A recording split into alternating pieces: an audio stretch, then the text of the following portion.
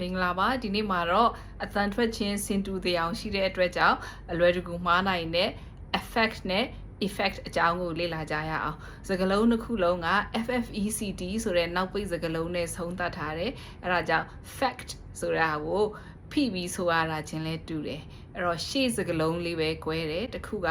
A နဲ့ပေါင်းတယ်တစ်ခုက E နဲ့ပေါင်းတယ်အဲ့တော့ A နဲ့ပေါင်းတာကအလွယ်တကူမှတ်ထားမယ် A for action အဲ့တော့ action ဆိုတဲ့အတွက်ကြောင့်သူက verb ဖြစ်တယ်ပြောင်းလဲမှု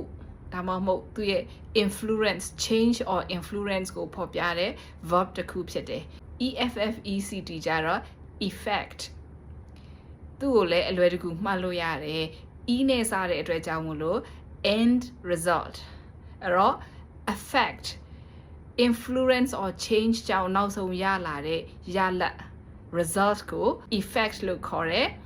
ဒါကြောင့်မလို့သူက noun ဖြစ်တယ် noun ဖြစ်တဲ့အတွက်ကြောင့်မလို့သူကို a and the စတဲ့ article တွေနဲ့ပေါင်းလေးပေါင်းထားရှိတယ်အဲ့လိုမှတ်ထားမယ်ဆိုလို့ရှိရင်မှားစရာမရှိတော့ဘူးအုံးဆွဲတဲ့အချိန်မှာဒါမှမဟုတ်စာကြောင်းကိုကြည့်ပြီးဘယ်လိုခွဲခြားမလဲဆိုတာကိုအတူတူလေ့လာကြရအောင် affect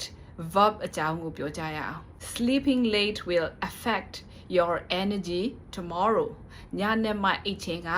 သင်ရဲ့ခန္ဓာရည်စွမ်းအားကိုအကျိုးသက်ရောက်မှုရှိတယ်အဲ့တော့ဒီလိုအိတ်ချင်းရဲ့အကျိုးဆက် effect ကဘာဖြစ်မလဲကြည့်ကြမယ် The effect of sleeping late is feeling tired in class ညနေမှအိတ်ချင်းရဲ့အကျိုးဆက်ကတော့နောက်တနေ့စာသင်ခန်းထဲမှာအိမ်ငိုက်နေတယ်ဒါက result ကိုပြတာ affect action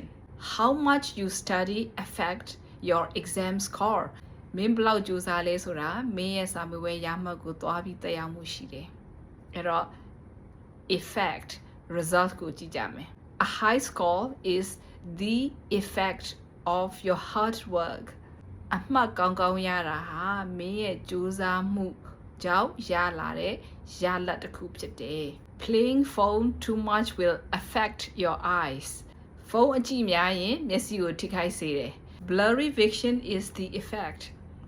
မျက်စိမှုန်လာတာကဒါရဲ့နောက်ဆက်တွဲရလဒ်ဖြစ်တယ် the heavy rain affects the traffic မိုးသဲထန်စွာရွာတာကလမ်းပိတ်ဆို့မှုဖြစ်ပေါ်စေတယ်သူက action ကိုပြတယ် being late is the effect of the rain ကြောင်းဒါမှမဟုတ်ရုံနောက်ကြခြင်းကဒီမိုးရွာသွန်းခြင်းရဲ့အကျိုးဆက်ဖြစ်တယ်ရလဒ်ဖြစ်တယ် your angry words affect my heart မင်းရဲ့စိတ်ဆိုးမှန်ဆိုးစကားတွေကငါကိုစိတ်ထိခိုက်စေတယ် sadness is the effect of those words ဝမ်းနည်းရတာကအဲ့ဒီစကားလုံးတွေရဲ့ရလဒ် noun ဖြစ်တယ်ကိုယ့်ရဲ့လောက်ရ affect ကတခြားသူကိုအကျိုးသက်ရောက်မှု effect သွားဖြစ်စေတယ်ဒါကြောင့်မလို့တယောက်နဲ့တယောက်ကိုချင်းစာတရားနဲ့နွေးနွေးထွေးထွေးဆက်ဆံကြရမယ်နောက်ဗီဒီယိုတွေမှာပြန်ဆုံမယ် bye bye